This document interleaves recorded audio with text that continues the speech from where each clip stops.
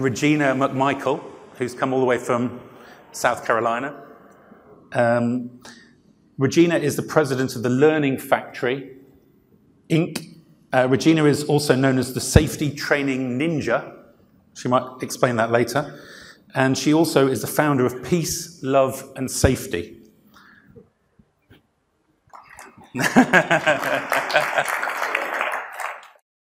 Good afternoon. So I'm going to just talk very briefly on a successful global training program that I was involved with.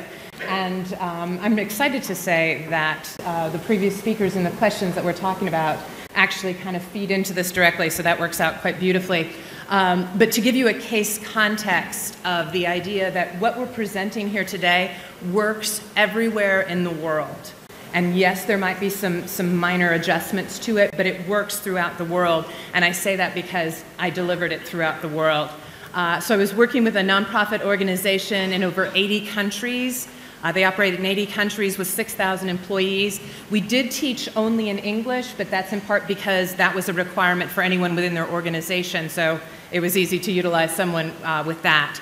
I will also mention that this was a behavioral-based safety program for management, and it was part of a bigger cultural change within the organization, but I consider that good planning on the part of the client, that they put those things together so that they helped each other's training programs work.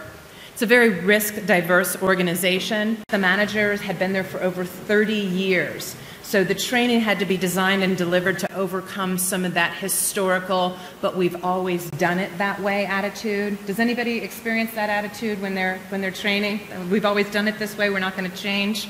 So, by the way, that was an example of adult learning there that Caroline was talking about.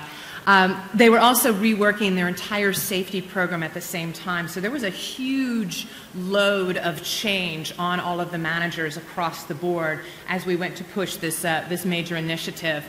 And what we focused on primarily for safety in general and then safety training in specific was simplicity. Make sure we're teaching them exactly what they need to know and only what they need to know for the application involved. And so we wanted to remove anything extra that would distract them from the most important message we were trying to achieve. We delivered the training in 25 countries. We had over 600 learners.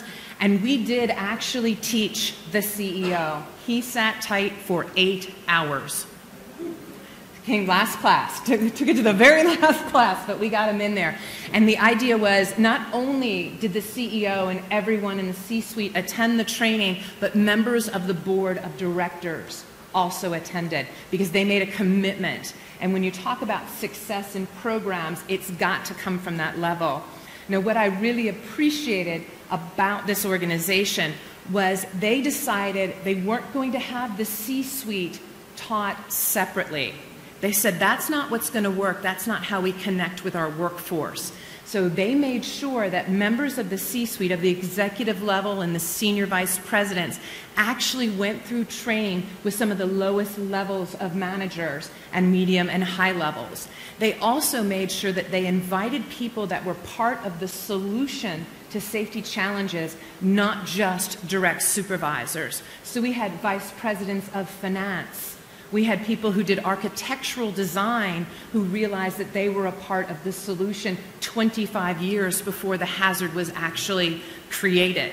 So they actually took an approach that said we are going to look at it in a completely different way, holistically, so that everyone can be involved with the organization. Phase 2 of the training, once all the management level was trained, we were going to push it down to all of the employees, most of which were remote around the world. So that was a whole nother level of challenge that we'll be working on in the future. What I want to hit on very quickly in terms of how you achieve success is I used some classic instructional system design techniques. So ISD, Instructional Systems Design, is what the learning world uses, and a lot of safety people are starting to use that, but it is not as prevalent. So these are new terms for a lot of the folks in our industry around the world. So adult learning theory, which is exactly what Caroline just talked about, and then instructional design, where you follow a process. Now, safety and health people love process, so this should make a lot of sense to a lot of us. But following a system that's called ADDIE, it was developed in the 70s. It's utilized worldwide, not unique to the United States. And it's a process of designing and developing the training consistently every time so that you can achieve what your ultimate learning and business goals are. We did utilize one professional facilitator for the training so that it was consistent throughout the world, and that was me. and there was the advantage of a single language within the organization despite training worldwide. But one of the desires was that we had consistent training and the message was the same every single time. So they were willing to invest in having someone go to every location around the world. I didn't go to all 80 locations. We probably adjusted the training program probably about 10 to 15% for cultural differences. That is all. The core material did not change when we went from one culture to another. But one of the things that guaranteed our successes was the management commitment from above, but also the local and regional commitments from our organization.